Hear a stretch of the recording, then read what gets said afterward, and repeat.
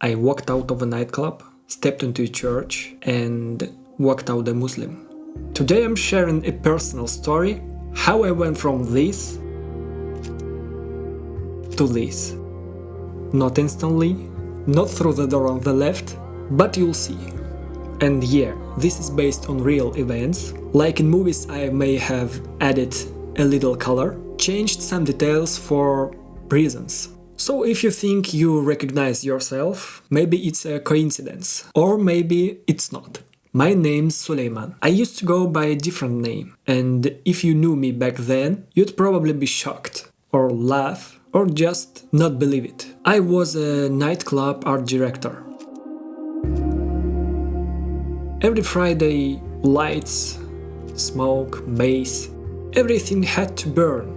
Spotlights, sweat, bartenders shouting orders, girls dancing on the bar, and me in a black t-shirt, notebook in hand, with a "I've got this" face. Life was cocktails, beats, ambition, and an endless hunger to be somebody, make money, never ask the big questions. And then, one night, as usual, crowd, music, everything by the plan. Then, pause. I stepped outside for air, just a couple of minutes. Question: what's nightclub art director doing alone outside the church at 5 a.m? Spoiler, not planning the next party poster. And in that pause, everything else began. This is not a story about religion. It's not a sermon. It's just a story about the first time I asked myself a question I'd been trying to drown out for years. If you ever felt empty inside, even when everything outside looked perfect, if the show's going on but you don't feel alive, maybe this will feel familiar. I'm not here to convince you. I'm just telling you how it happened to me. No pressure, just honest. By day, finance. Top of my class. I wanted to be a businessman. I thought if you want to build your own thing, learn how to move money. By night, it was like stepping into another world. Nightclub. Bass, smoke, hundreds of faces. And me, the guy keeping it all afloat. Music, shows, lights, people at the door, everything turned up to the max, except sleep and vitamins. Those were in short supply. Every Friday was my ritual. On the way to work, sometimes my mom would call, "Son, have you eaten? Are you warm enough?" An hour later, I'd be testing the foam machine, wondering, will there be enough fire tonight to make the show on the bar look like a mini apocalypse. From the outside, it looked like I was living on the edge. By day, ambition, career, by night, rhythm, attention, a double life. And both sides felt right. But between them, there was a third person. Me. The one who kept slipping out of the club into silence. Sometimes I'd tell myself it was just to get some air. But really I was running from the noise, from the people, from myself. The park near the club was quiet. The old church glowed under streetlights, dark wooden walls, soft beams from the spotlights, foreign and magnetic at the same time. And there, for the first time, I felt it. Something's wrong. I was doing everything right, but inside empty. I told no one. An art director isn't allowed to have doubts. On the outside, I was the guy with everything under control. But in those late night walks, a crack was forming. Thin, almost invisible. I didn't know then that this tiny crack would one day split my life in half. The crack kept growing. I still pretended I had everything under control, but the night that broke it all came quietly. Club hallway, service door, there's something wrong with the guy. Can you check? Windowless room, smell of sweat and alcohol. A guy on the couch, body twitching, eyes closed. Is he breathing? He was on something. I'd seen it before, but this time it felt like something snapped. He could die. Right here. On my shift. Or maybe I was dying here with him. Honestly, I was scared. Outside, laughter, bass pounding through the walls. And here I was holding his wrist, counting his pulse. And then silence. No sound. Like the club has disappeared. Just me and this body. An hour later he came to. They took him away. I walked out. Morning, fresh air, empty park, the old church. I went inside. Not at night, now. The smell of wood, candles, whispered prayers from strangers. At the entrance stood a man, not a priest, just a man. He handed me a thin book, The Basics of Christianity. Here, take it. I took it, no idea why, but at home I opened it. Pages about love, forgiveness, sacrifice, beautiful. But the more I read, the more something felt off. Why would Jesus pray to God if he is God? How could Jesus be the Son of God and God at the same time? Why so many symbols, rituals, mediators? And suddenly I felt it. The door I'd been staring at all this time was just painted on the wall. Turns out I'd never really been a Christian because I never believed Jesus was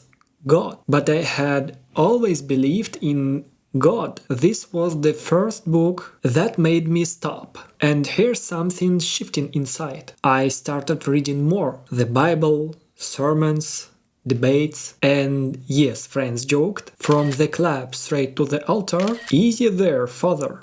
I didn't want to argue, I wanted to understand. But the further I went, the more I felt. The crack had split open. Behind it a whole abyss. And I was just looking for God. Not a label, not a tradition. Him. Without realizing it, I was stepping somewhere I'd never planned to go. And then, almost by accident, I typed one word into the search bar. Islam. I didn't know why. I didn't know what I'd find, but for the first time in a long time, I felt something strange. The question might have an answer.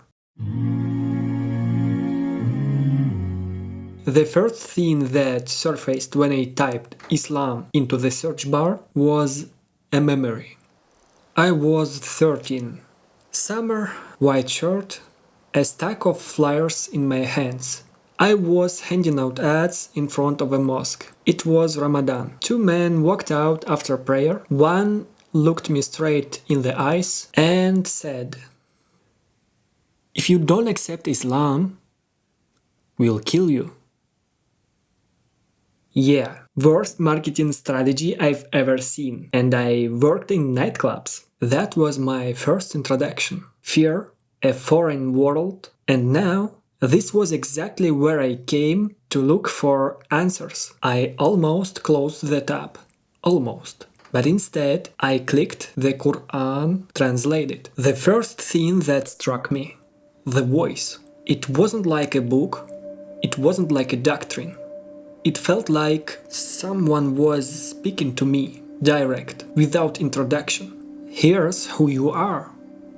Here's who I am. I didn't understand everything, a lot of it was heavy, but one feeling was clear. This wasn't written by a human being. I read and I felt deep inside. A quiet whisper, look, listen, this is it. The very first chapter, just a few lines, guide us to the straight path.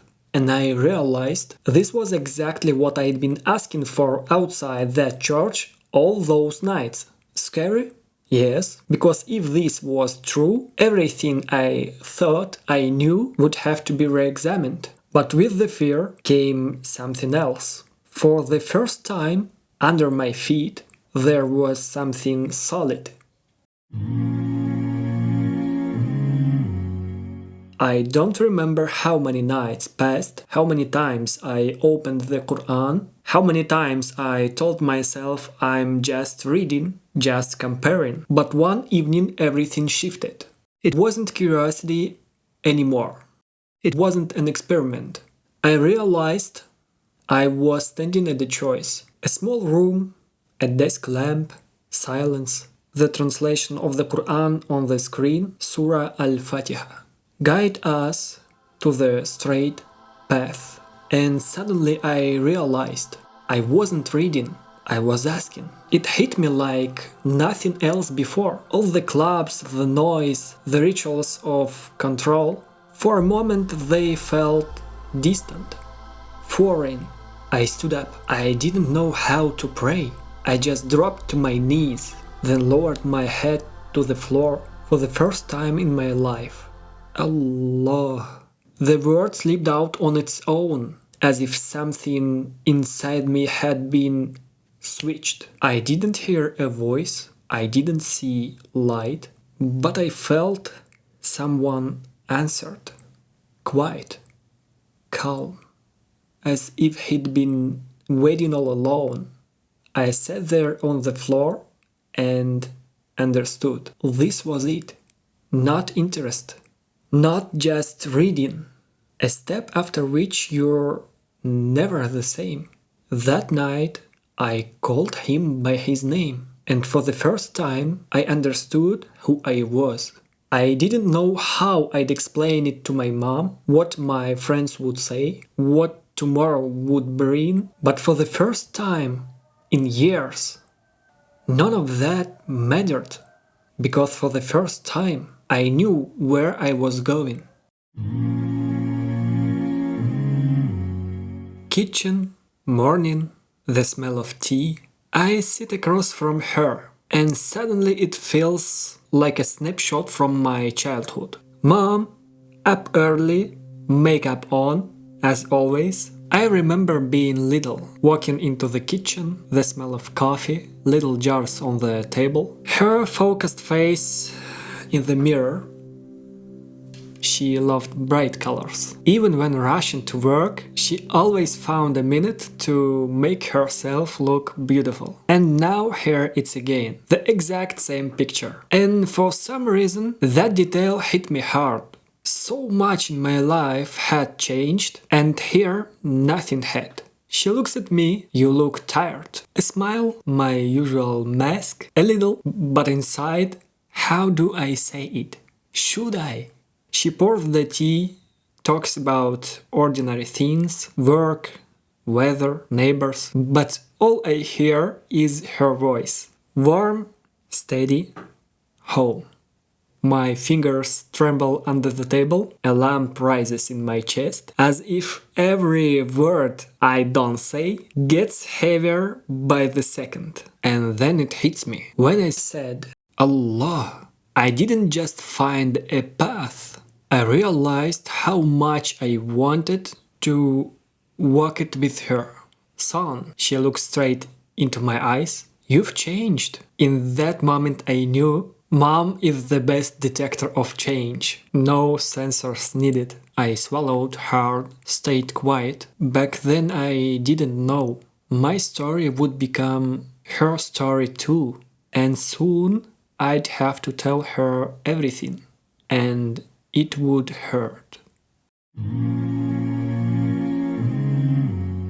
I don't even remember how I agreed to go there. A friend said, "There's someone I want you to meet. He'll explain things." I nodded, but inside everything was tight, uneasy. An old building, narrow stairway. I thought a mosque. In my head, dome, arches, carpets, but in reality, linoleum floors, the smell of boiled pasta. It was an apartment. The door creaked, smell of metal and damp cloth. Bunk beds that groaned with every step. Shelves lined with Arabic books, too many of them. Everything I expected collapsed in a single breath. Instead of the grandeur of a mosque, a cramped room, and strange eyes staring, and in my head, what am I doing here? One step inside, my throat tightened. 10 young guys staring at me. In the club, people always looked at me too, but there it was control, status, a role. Here it was pure curiosity. T-shirts, shorts, one smiled, another said a few words in my broken language. Most stayed silent, just watching.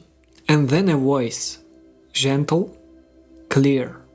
First time?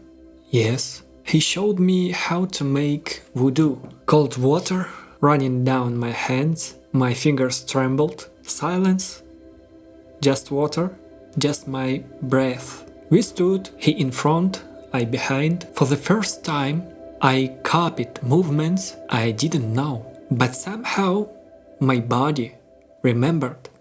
My forehead touched the floor, and suddenly fear dissolved. I heard my heartbeat and a whisper inside, "You're home." That was my first prayer, and no nightclub could ever compare to that silence. This was the dorm of an Islamic university. I started coming more often. We sat around one table, ate pasta, laughed, argued. Sometimes I stayed the night. They'd sneak me in through the back door. We felt like family. And the longer I stayed with them, the clearer it became. I wanted to study here. The summer, for the first time, they opened admissions in my language. I applied. It felt like road was unfolding under my feet. What I didn't know yet was that for my mom, this would be the hardest step of all. Kitchen, morning, mom is making tea, I'm spinning the cup in my hands, and finally I decide. Mom, I'm Muslim. Silence. 1 second stretches into eternity. She lifts her eyes, a small wrinkle between her brows, and calmly. Well, as long as you're a good person. It felt like I breathed for the first time in a week. Something inside me just released. In my head, I had already staged the drama. Shouting, tears, doors slamming. But she just poured more tea and added, "As long as you find happiness." And in that moment, I thought, this is home. Sometimes we sit with our kids and say nothing. Not because we don't love them, but because we don't know what to say. I caught myself asking the same question over and over. How was your day? What did you do today? Good, Dad. And then silence. But the truth is, it's not just an awkward pause. It's a moment. A moment where we can either grow closer or let another evening slip away. And once that evening is gone, your child will never be that age again. That's why our team created something that completely changed our evenings together. 100 questions for kids. These are carefully designed questions that open up your child, help them express their thoughts, and help you truly listen and understand them. You'll discover things you'll never imagined. Not because your child didn't want to share, but because we just never asked the right questions. We made 2 versions. A general one with questions for any child, about dreams, ideas and interests, and a special version for Muslim parents, to not only nurture the child's personality, but also strengthen their faith. It's a simple digital format, 1 page, 1 question. You can use it at home, on a trip, in a waiting room, even in traffic. The price is just $4.99, less than a cup of coffee, but the evenings you'll gain are worth infinitely more. Because 10 years from now, you might not remember what you did that day, but your child will remember that you were there, that you listened, that they mattered, and maybe that evening will become one of their warmest memories. Link in the description. Start today. After that talk with my mom, a month later I was already living in the dorm of the Islamic University. Not just for a while, with my bags, for good. Every week chores, cooking, cleaning. The menu never changed. Pasta, sometimes pan, sometimes pasta pretending to be penny. And we pretended right along with it. We'd sit at the table, share stories. I was the center of attention again. But this time not for running a nightclub show. This time because I was the new Muslim. My first Ramadan, the cafeteria buzzing, the smell of meat, voices everywhere. I was the only one from my background. They set me at the head table, right next to the teachers. Someone clapped me on the shoulder. Welcome, brother! Iftar, the first azan. And that moment, it felt like the whole world took a deep breath. I tried to catch every second. This is what I'd been searching for. A few weeks later, journalists came, a big portal. Cameras, dictaphones, tell us, how did you accept Islam? I sat there telling my story, and in my head, I heard the voice of my 10-year-old self. Mom, look, I'm on TV! Then a famous imam came to visit. He talked about business and faith. I stood in the crowd, listening and thought, that's me, that's my life, my background. After the lecture, I even took a photo with him. It all felt perfect, like a movie. The smell of books, Arabic words, still foreign but already warm. New lectures, new faces, every day. I felt like I was being born again. I thought, I found it, that's it. From here only up. But I didn't know. It was just the top of the hill, and behind it the real descent, and lessons I couldn't yet imagine, because the road upward always hides a drop, and Allah knew I still had trials to face. A couple weeks later, I opened my phone, nothing special, no notifications, messages, news, just a normal morning. I scrolled down, and then, stop. The article is out. My interview, that portal. The whole country is reading it, not just ours. And the photo, the worst one they could find. Eyes half shut, face twisted, and the headline, dreams of getting rich by becoming an imam. They took my words, flipped them, and didn't just make me an enemy. Worse, they made me a joke. Have you ever watched yourself turned into a punchline? I scroll through the comments. He's insane! Look at him! I closed the phone, but inside one thing was solid. They can write whatever they want. It won't change the truth.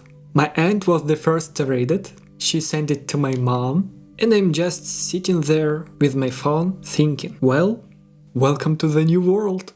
And the world didn't feel bigger. It felt smaller.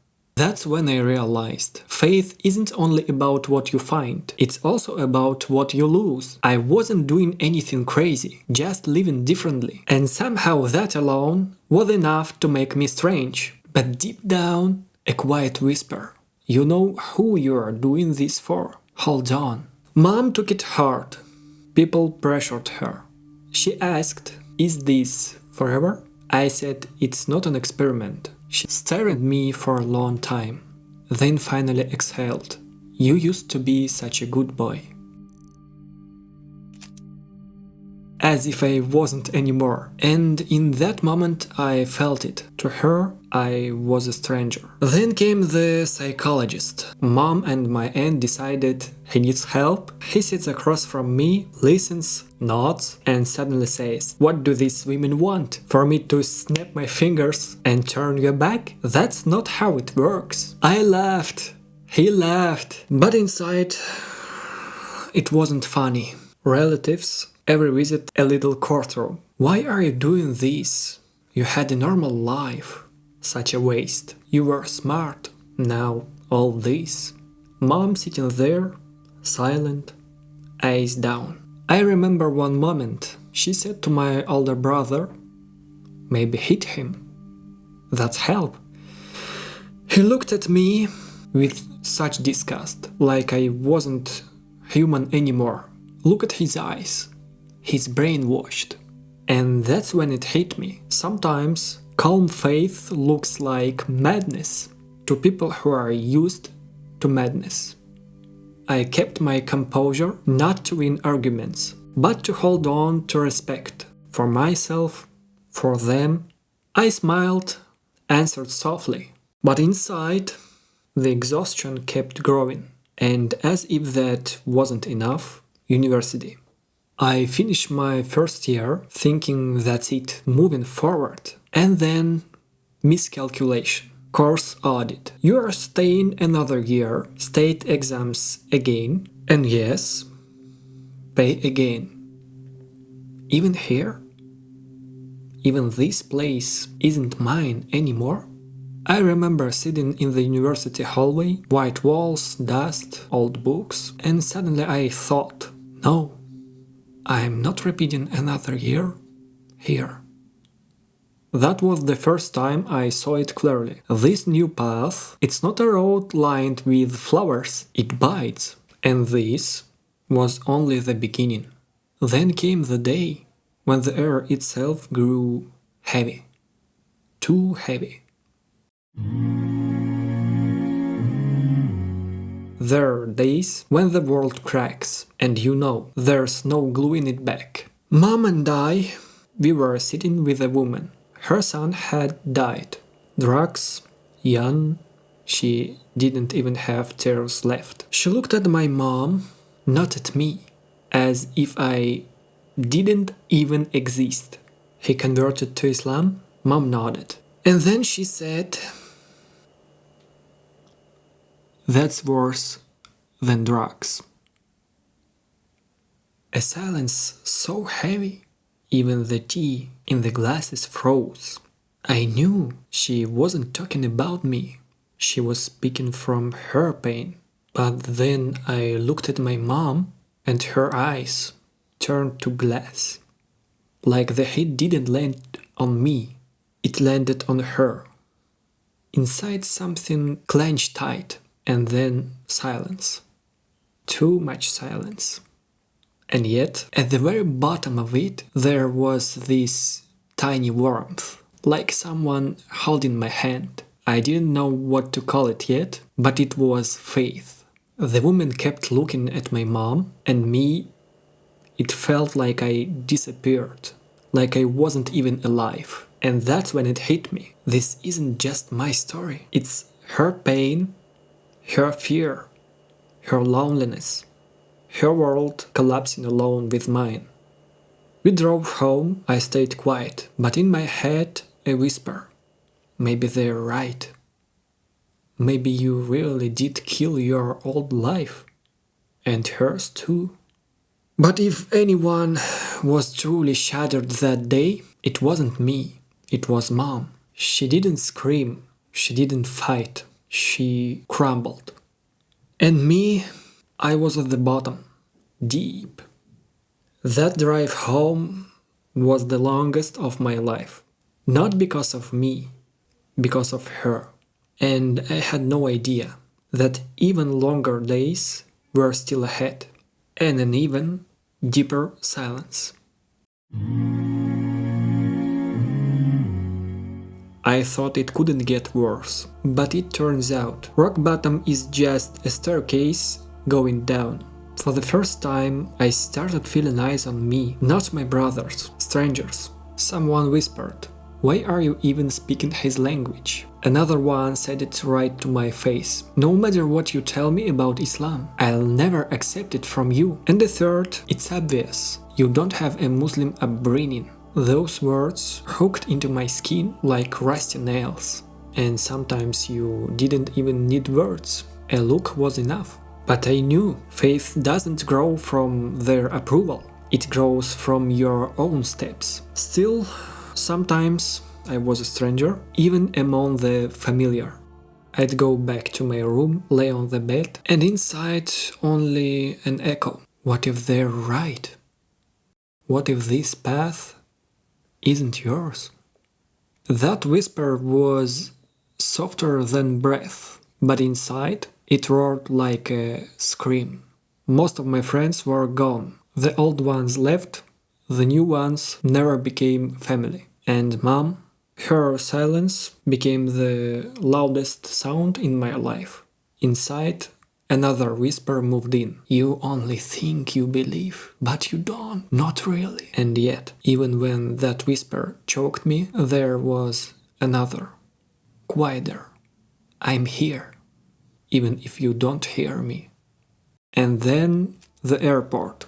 Passport control line, mom standing to the side. I'm holding ticket to a new life, thinking that's it, a fresh start. And suddenly a hand on my shoulder. Come with us. Separate room, cold lights, a face of security officer. Do you know what it feels like? When in front of a crowd, they pull you aside, in front of your mom, like you're the most dangerous person in the world. And I realized, sometimes your path terrifies others, but it's still yours. The questions were strange. Why did you accept Islam? How much money is in your bank account? Why did you go to the mosque? I sat there, telling myself, this is just their job. But through the glass, I saw my mom's eyes. The questions ended, papers, a signature. They nodded, you are free to go. I walk out, mom standing there, same spot. She tries to smile, I do too. Not a word, just walking. And that same whisper again. Are you sure? You're really a Muslim? Alhamdulillah. Yes, I am a Muslim. This is my road, even if I am the only one who understands it. And even if the whole world turns away, Allah is still with me. It's been more than 10 years since then. I've been living abroad for a long time. I finished madrasa, became a lecturer, a researcher, an ustad. And yes, things are fine with my family now. My mom accepted it, my aunt too, though she still says, for me you'll never be Suleiman. But there are no conflicts anymore. Time had to pass for things to settle. Recently my mom sent me a voice message. I love you, my dear grown-up son. I love you. Maybe I don't fully agree with you on everything, but everyone has their own opinion, their own view of life. So, I've made my peace. And maybe that's the whole essence of the journey. Not that everyone understands you, but that you arrive. And the word she used, made my peace, I realized it's not about surrender. It's about love. It's about acceptance, even if she calls it by another name. I don't know why you are watching this. Maybe you just stumbled on it by accident. But if you feel empty inside, I know what that feels like. And believe me, emptiness is not the end. One day you'll realize the most important evenings are the ones when you were simply there. 100 questions for kids can turn any evening into a memory your child will carry forever. Don't wait, because every missed evening is one you can't get back. Link in the description.